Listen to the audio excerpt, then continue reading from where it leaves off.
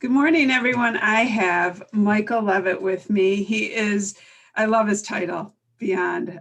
He is the founder and Chief Burnout Officer of the Breakfast Leadership Network. He is right now in Toronto, sort of across the river, as we say, although he knows what it is to be a Detroiter because he was originally from Michigan. Um, I love your title. Michael and I met a while back. You came on my podcast. I told you then I might steal your title or just being completely burned out some days, as you know and meet many people. So welcome. I begged you to come talk to me live when we met because, us Detroiters, although I guess I am a Detroiter now, but we have to stick together. But I loved your message, and I thought, I still don't know when your podcast is coming out. I never really quite know, as you know, because you have many ways of getting your message out. You're on LinkedIn. You do. Before the pandemic, I'd like to say you stood in front of lots of conferences. Now you're doing it this way, but you have a podcast and you speak all different ways. But when you and I met on the podcast, I said, I don't say this often, but you need to come talk to me on Facebook Live so people can see you and meet you more immediate than the podcast. So I appreciate that. Great to connect with you again.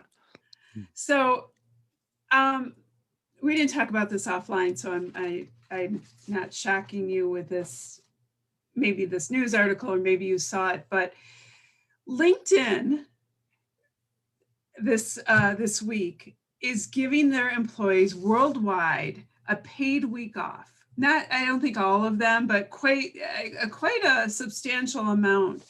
And the title of all the articles, it was on CNN. I saw somebody wrote about it in Forbes. And I thought, wow, this is so timely to talk to you. But the reason behind it was to avoid burnout. And I thought, this is so perfect. I sort of pulled the article this morning and I thought, this is where you and I are going to start, because you have built a business about talking about this, but obviously huge companies like a LinkedIn are noticing we as a society are burnt out. What's going on? We are, and this pandemic has really expedited it. Now, burnout has been ongoing for a long time, long before this pandemic, but the definition of burnout is prolonged stress, that you're overwhelmed. Your to-do list is as long as a CVS receipt. It's horrible. And see, there you go. Yeah, keep flipping. You know, you'll get to like the 10th coupon eventually. But at the end of it, I only laugh because I know you said this to me before, and I go to CVS and people behind me look at me like, is she here every day? And I'm like, I'm a very good CVS shopper because it just keeps going. There you go. Yeah. But that's what my to-do list looks like. Yeah. My personal to-do list and my business to-do list. Yeah. It's when you have that, you know, the spoiler alert is you won't get it all done. And there's a lot of us that have a real deep problem with that. And we need to come to grips with the fact that you're not going to get everything done, which is actually a good thing. Because what happens is I always guide people to, you know, pick 2 or 3 things a day that they would love to accomplish, that they have the energy to accomplish. Because there are certain days where it's a push day for you. You can knock everything out.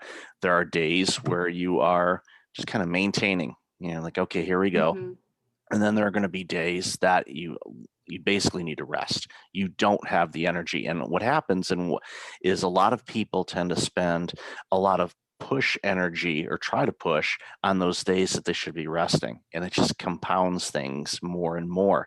So one of the things I work with people on is getting a little bit more in touch with themselves. We go on autopilot so often. To know which your push day is, to know or to feel it, or and I think it's really interesting that you say that, because I always say this is my selfish time a little bit, but I think that I'm relatable Mhm, to a lot of people out there. And I can find days where I am cranking it out. I'm going. mhm, And then all of a sudden, I'm like, God, I can't get anything done. I find myself drifting to going to social media, getting caught in the going through the feeds, right. and going, oh, I have to get back to work. Mhm, And and then before you know it, it's 4 o'clock and you're like, what did I accomplish this afternoon? I was so accomplished this morning. mhm. Um, And that's normal. And for me, it also ties into your energy level at 8 o'clock in the morning is going to be different than 2 p.m. in the afternoon for everyone. mhm, And mhm, understanding where your energy levels are over a period of time can help you design your days in a way where you know that, okay, in the morning, I'm much better at doing these types of tasks. Well, that's when you schedule them. And in the mhm, afternoon, a little bit more relaxed, calm. I don't have the energy or the drive to look at spreadsheets or do follow ups or things like mhm, that. Okay, those are some times where you could casually look on social media or do some research or respond to messages because we all get messages on social media. That's a good time to respond to them because you're not using the same level of energy that you would need to do the other types of work that you do. But the key is to figure out when those times are for people. And it starts with just keeping track of it, journaling, and just saying, okay, what's my energy levels at these particular mhm. times of the day? What did I eat? Because that's a big thing too. And I tell people, uh, because nutrition is a key component to Yeah. your energy. I'm not going to tell people don't eat fast food or anything like that, but do work with a nutritionist or a dietitian or your health worker and figure out what your food intolerances are. I have a few of them. I'm allergic to potatoes. I have Irish heritage. That's a cruel joke, quite frankly, but I have a potato allergy, so I shouldn't eat them. And there's other foods that don't agree with me. I'm aware of most of them, but when I did the testing, there were some like, wow, I never noticed that. But Mm, it's because if you eat something that you aren't, it's not good for you, you have an intolerance to, your gut has a harder time trying to break that down because like, I don't have all the pieces to be able to deal with this. right. That impacts your sleep. If you don't get good sleep, then the stress that you had today, guess what? It gets Yes. piled on to tomorrow, and then the next day, and the next day, and the next day. So there's simple fixes people can implement in their lives to start easing their stress, to get back control of their days. It's yes, there's going to be busy days, and you're going to have days where you think, okay, Monday I need to grind it, and you wake up and you just say, not going to happen. Don't beat yourself up. That's just how your body is reacting to things. Go with what your body is giving you on that day, and say, Mhm, okay, well, I can't do that, but maybe I can do this. There's that couple things there that are, take me maybe half an hour to get done. Well, okay, get them done. And if you've got the right energy to do them, then by all means do it. But too often our eye it's like our eyes are bigger than our stomach kind of mentality. It's the same thing with our to-do list.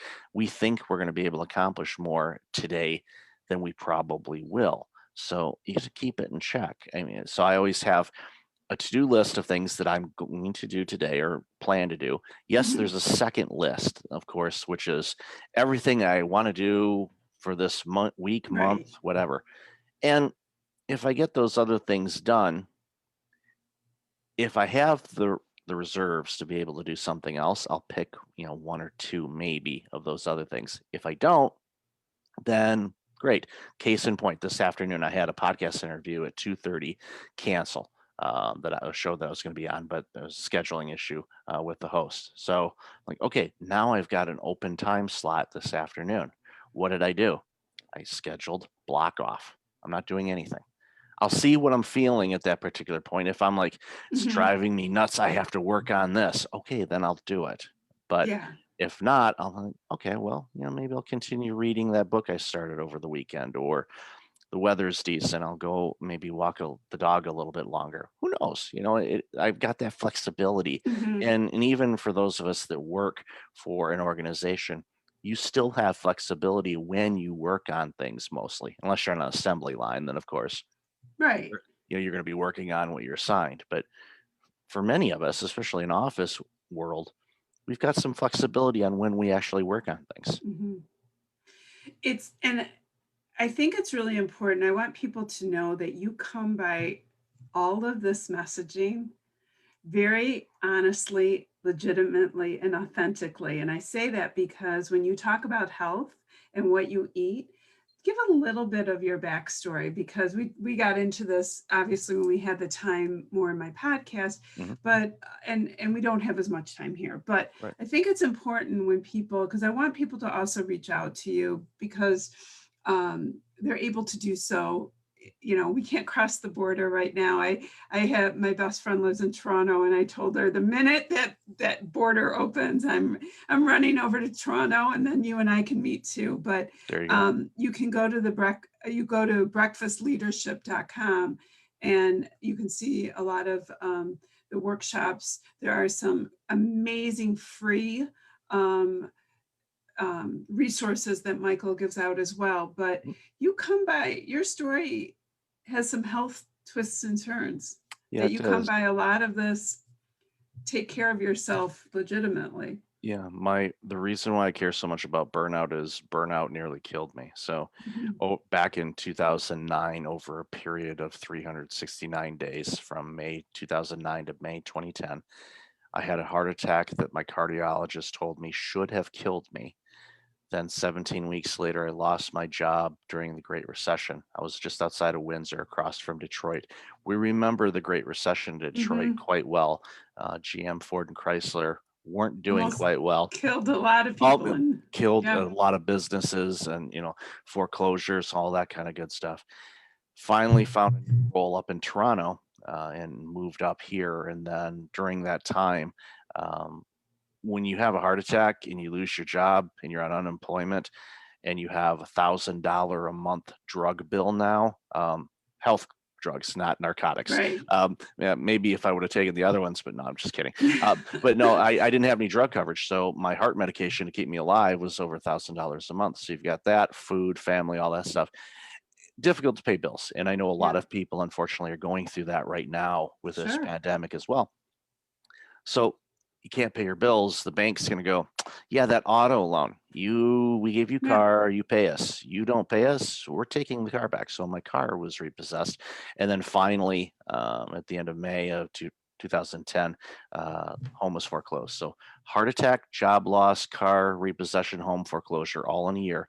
And all of those things happened because I was burned out. For years, I was not taking care of myself. I was working from 6 a.m. to 11 p.m., 7 days a week, wasn't eating well, wasn't resting, wasn't doing things in life I enjoy doing. And it came to a crashing halt. I was 40 Mhm. years old at the time. 40-year-olds should not have life-threatening heart attacks, but I did. And I survived it, thankfully, and took that opportunity to reinvent myself. And I want to frame this really quick. If Mhm. you're burned out, in all likelihood, you don't have to reinvent your life. Okay. I did. And But I like that you said that. You said that to me when we met, because I think that's important when people, because I like to be authentic when they say, well, you reinvented yourself. I'm not going to do that. I'm not going to listen anymore. I'm not reinventing myself. Who is this guy? And mhm, I love that you said you don't have to reinvent yourself. And so that's why I'm sorry I'm stopping you, because your story touched me, and I love that you reinvented yourself and said, I've got to change my life. I got to change how I eat or what I do and mhm, how I feel. Um, but I like that you are making your reinvention about, you don't have to do that. Let me take you on a path of where you are to go forward. And I think that's important, because I think most important, and you and I talked about this, in the year where we are, where people are right now, that's what people need to hear. Like, they're not in the position to reinvent themselves. They're in the position to have to get up, right. get going. Yeah. And that's you keep it simple. You make an adjustment here, an adjustment there. You don't do it all at once, because it's just overwhelming. You're not going to see the results. It's habit forming, and if you're trying to change all kinds of different things at once, you're not going to change anything because it's too much.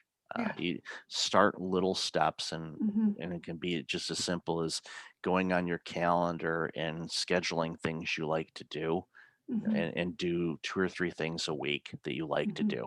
Even during this pandemic, I know there's a lot of things that we haven't been able to do, but there's still some things that we can, and Hmm. do those. So it gives you something to look forward to that's not work related, or Hmm. not caregiver related, or anything like that, that is, something that's taking a lot of your time.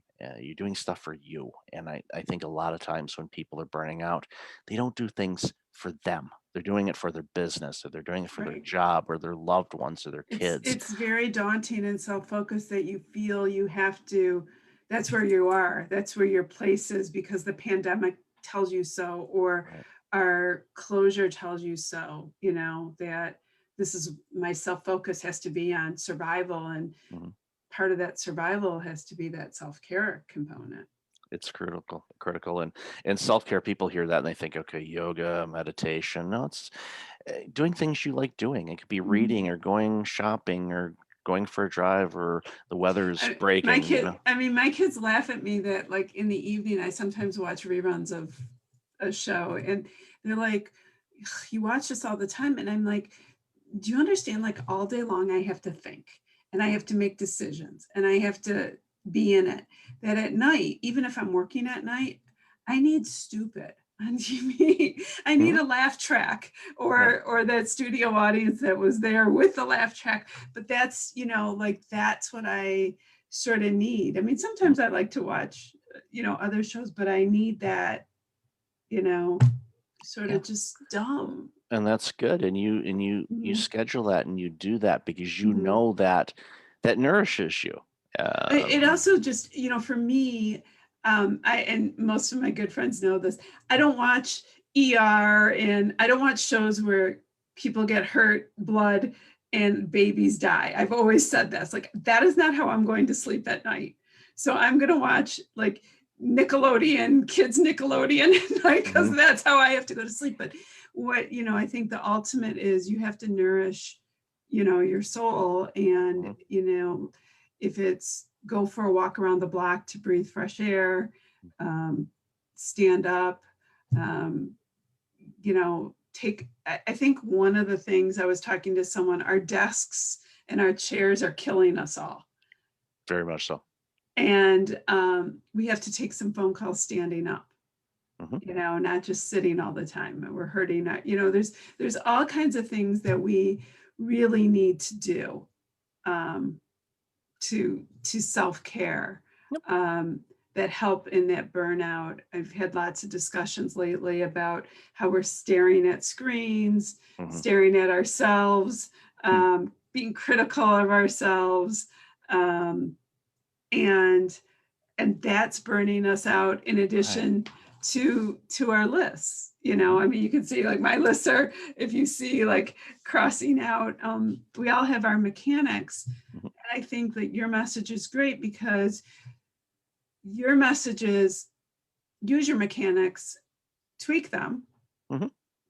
you know, um, because I think that anytime you tell a type A person or an overwhelmed person to just shift their whole being, it isn't going to work. They're not, and they're also not going to do it. Right. Yeah, it's little steps here and there. I don't want to say it is trial and error though, because some people say, well, this doesn't work for me, but this does. Great. Mhm. It works for you then, and you're comfortable doing it, and you can add that to your habits of your day. Because one of the things that gets us in trouble is whenever we say yes to something, we're saying no to something else. So for those of us that like We taking on are. more, yeah, we are. So everybody that says I can't say no, it's like, well, you actually are, but you're more likely saying no to yourself. Probably. But it's one of those things where a lot of people say, well, I can't say no. Well, you're saying no to yourself all the time, so you can. But Right. it's a case of figuring out, and this takes time. Okay, Mhm. is this important with what I'm working on now? Do I have the capacity? What do I have to give up to do Mhm. this? because I get, for example, I get invited to networking groups and do this and do this, and they're all awesome. And that's the thing. A lot of things that us type A's love to do is make an impact. And yes, that is a great initiative to be a part of, but I don't have the capacity to take that on in addition to the previous things that I've said yes to. It may not be a no, it may be a not now type of thing. And you play it by Right. ear. And the interesting thing behind that is if we said no to some of those other things, we do open the door when other things come up. Like sometimes things pass my desk and I'm like, oh, I'd love to do that, but my calendar's already full. And so I think, there is that balance of when we fill it up too much, we don't leave it open for some of the other opportunities. I think it's a good balance. But you're right. There are all too often where we fill it up, and I know I'm guilty of this. Somebody will say, "Oh, can I call you at 4?" And I've written down treadmill. Mm-hmm. And I'm Yeah. like, sure, you can call me at 4. I'm like, guess I won't get on the treadmill at 4, which I'm all too happy to have that, but I wrote it down because I have to write down treadmill. I Yeah. have to, like, to me, I have to schedule. I'm not good. I'm better in the summer to go outside for a walk. I don't necessarily have to write that down, but to like physically get on my treadmill is a task. And so I write it down. And so, but if somebody calls, I always feel, myself like, oh, sure, I'll take Mm-hmm. the call, and as opposed to saying, well, can you call me at 3:30? Yeah, and that's a boundary thing, and it really Mm-hmm. depends. And once you're better at making sure that you're getting in the treadmill or the self-care time, whatever Mm-hmm. you've scheduled, and I'm thrilled that you do that, because if it gets scheduled, I think Michael Hyatt said this: if it gets scheduled, it's more likely to get done. Right. And too often, what And I love happens? him. Yeah, I oh do yeah, like, yeah, he has. he was so instrumental in, and I messaged him years about this. He was so instrumental in my recovery Mm, after my heart attack, because I was part of their book reading club through Thomas Nelson. So I read a ton of books as part okay. of my recovery, which was amazing because I loved reading, and I had stopped doing that for several years. So Okay. now it's a case where, I tend to read, between 50 and 75 books a year, sometimes a little bit more, Wow. sometimes a little bit less. And I had not read a full book in years prior to my heart attack. And so I've returned back to that love. Good for you. That's great. But what happens is we underestimate the amount of time a meeting will be. So we'll say, okay, I'm going to go, work out during my lunch break. All right.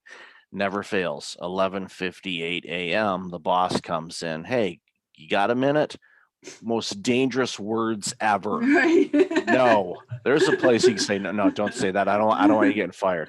But it's like, Right. got a minute. Next thing you know, it's a 20-minute conversation, Right. and all of a sudden your lunch break went from an hour to 40 minutes. You still need to eat to make sure you have energy and all that stuff. So you're looking into that, going, guess I'm not going to get that walk in.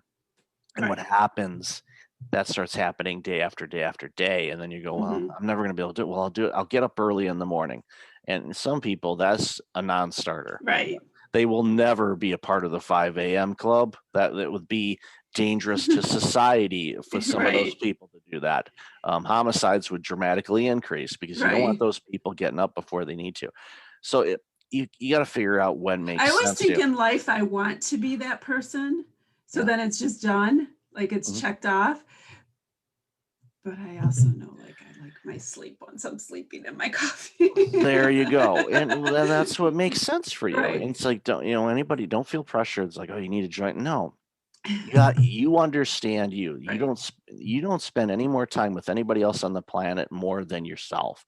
So understanding how you operate, what motivates you, your energy levels, all of that. Once you get a better understanding of that, then you can start shaping how you spend your time and what makes sense, and matching up Mm-hmm. energy to the types of things you do. And once you start doing that, more of a flow happens. It's not this jagged edge kind of thing. Because if you ask me, okay, we're going to do some analysis on some spreadsheets at 3:30 this afternoon, that's not going Right. to work for me because I am I one of think, those 5M and people. I But think you bring up a really interesting point that I know comes out when you're talking to a group of CEOs and mhm, presidents of companies, is they really have to know their own employees. yes, Because trying to have, and I've been in these meetings as a publicist, when CEOs are trying to have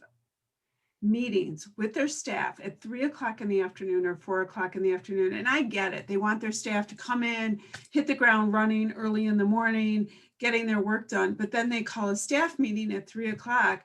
And let's face it, how many times do people say, oh, I need a cup of coffee at 3 o'clock to keep going? And then you're calling a staff meeting at 3 o'clock, and want the best ideas coming out. That may not be the time that you're going to get the best ideas out of your staff. And then you're right. standing there going, why am I not getting the best ideas out of my staff? I mean, I, when I have late afternoon meetings with my clients, sometimes I'm like, okay, think about it, And it makes sense. And there's one of the organizations that I'm doing some work with is tracking energy levels for Mhm, people, and it reports, in the organizations that are using it, it reports the overall energy levels of your team on a particular day. So you can say, okay, everybody's in like push, let's go mode. There's some that are in maintain, there's some that mhm, are in a rest or recovery kind of thing. So as a leader or manager, you're going, okay, my department, the majority of them are in recover mode. All right, we're not going to take on the world today because they just aren't able to do it. Okay, let's maybe do some review, some things, check in kind of things. Okay, where do we stand on this? So it's just kind of reviewing got it. things. And this technology is awesome because it's starting to use a lot of the AI stuff. It's starting to use a lot of the biometric stuff. The Mhm, advances that we're seeing on this from a burnout specialist is critical because once we get, again, a better understanding of how we are today in this mhm, moment, will dictate how we do the things that we do. And we try to put this square peg round hole every day, and we yeah, never get it right. It's like, okay, I'm going to grab the square. Oh, it's a hole today. All right. Well, I got the hole. I'm ready. That's a square. Like, yeah. okay. Or it's a triangle, or it's the other shapes that I forget because it's been a while since I've been in school. So, um, yeah, No, I get, and I I did get it. And pass. I just think like that's so fascinating because the more conversations you have with the people in the key leadership roles, not Mhm, just the employees who can give you the data and how they're feeling on a mhm, one-to-one, but the key leadership roles who can then implement it. right. And I mean, the whole point is to get people to be successful in their work, in their personal life, and to bring it all together. But the bottom line is, if you're trying to get the square into the round, and I didn't do well in that, in that function in school either, Mhm, but if you're trying to get them to do something that they physically can't do, and there's been studies for years about this, that people after lunch are more tired and things like that. I mean, but just to throw that out there and say this is how it is without doing the research within your own company, mhm, in your own departments, or and when I say that, you could have a company of 3 people, mhm, 7 people, the goal is still the same. I mean, you can have I'm just me, right. and for just me, I think about that whole tracking system to know, like, today is a day where I am meeting, meeting, meeting. I'm not going to get as much on my to-do list done. That will frustrate me. And my to-do list will go over to tomorrow. And what I know about me is if I don't schedule time to get some of those things off the to-do list, is I go to bed with very heavy load, thinking about what I didn't get done Yeah. and not rewarding myself with the meetings I had. And I Right. know that about me. And yet I don't balance that as well. I'm working on that. And I thought about this last week and also leading up to our meeting, as to not get scolded too, but thinking about that, I have to start scheduling my days a little differently too, about work time, meeting time, uh, and with the amount of clients I have, not jumping to the email, because I think that's another habit I have is I'm working and then I look at my emails and want to answer right away. Mhm. And so you do have to, I think, evaluate how you work and track how you work in order to share with you, to get your best successes, out of it. Yeah, I agree. It's email is definitely one of those rabbit holes that you can spend an Mhm. entire day. Many of us, could easily Just keep spend an answering entire them. day and not get done what we want to get done. Mhm. A lot of people say you don't get anything done. Oh, you do. I mean, you're responding, you're Right, reviewing, you're processing information. Meetings are the same thing. They're moving you towards a potential right. goal or introductions. There's a variety of things. So things that we do are meaningful. It's just a case of if you can batch like things together, because then your Yes. brain and your energy is in a flow to get through them. Delegate what you can, defer or delete things that aren't This important. is my delegation, but I know Yeah, you're right. it's It's hard.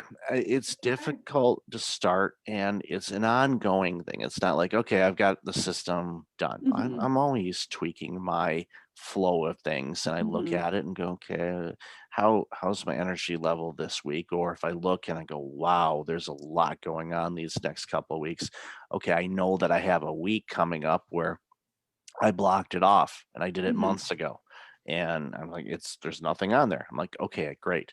And of course, it's going to be tempting. I'm just as guilty as everybody else, where, oh, wow, I could get a lot done that week. Yes, you can. Are you going to? No, because I know that I will need time to just kind of reflect. But having said that, if my energy levels are off the chart and I'm in a push, we're gonna, take over the world type of energy, I'm not gonna waste that energy. I'll Mhm. go, all right, what can I do? And not Mhm. violate the, taking a week off type of thing. And Yeah. and again, it's more challenging in a way, especially when you're in a pandemic slash lockdown type of thing where you can't travel anywhere. Because if you go somewhere on vacation, and we all do, we still work, but we don't work hopefully to the same level that we do when we're Exactly. normally, in office hours kind of thing. So it's again, that's, going back to the initial conversation, that's where a lot of people are burning out because they don't have a off switch Outlet. on when they work, because their Mhm. work and their home for many people is the same place, and they don't Mhm. have that visual cue to say, okay, I'm done working, especially when you work from Right. home. And so many of us have been introduced to that over the last year. And I think we have to end there, but I think you're 100% right, and that's part of when you are working for home or transitioning back and forth is that you build um, some of that time in. I've always worked from home. My husband has always kidded with me about having an on-off switch. Mhm. I don't, and it's something I'm trying to get better about. But we're all guilty of it, and I think that if we raise our consciousness of it, that's number one start. Mhm. Number two start is seeking out Michael Levitt because he is great, as you guys can see today. I could keep going. You have to come back and talk to me anytime. Open invitation because Thank you you. can see we can keep talking. Breakfastleadership.com. I invite people to seek Michael out, invite him into your business conversations because he can really help your own business evaluate what's going on in your own companies. I say that to my friends out there who are in leadership roles within their businesses. Check in with, we have these conversations. Check in with your staff. Are you getting the most out of them because you're trying to, but maybe they're just a little burned out. Rightfully so. We're all here in Michigan, we keep, we tend to get burned out on those gloomier days too. Weather can peak us. Yes. And that's part of it. I know, like I always say, if I can get through March, April brings a little more sunshine and, we get to go outside and get some fresh air. So I can't thank you enough. Thank you for joining me. Open invitation always. Thank you. Hopefully we'll meet soon, Hmm. somewhere across the Ambassador Bridge. There you go. Yeah. Well, Soon. somewhere along the way, we will connect for sure in person. I am hoping, I just want to give my friend a big hug There you in go. Toronto. I'd like to get to Toronto. I told her she is my first road trip for sure. There you So go. I will see you soon, my friend. Take Thank you. care. Thank you. Bye-bye.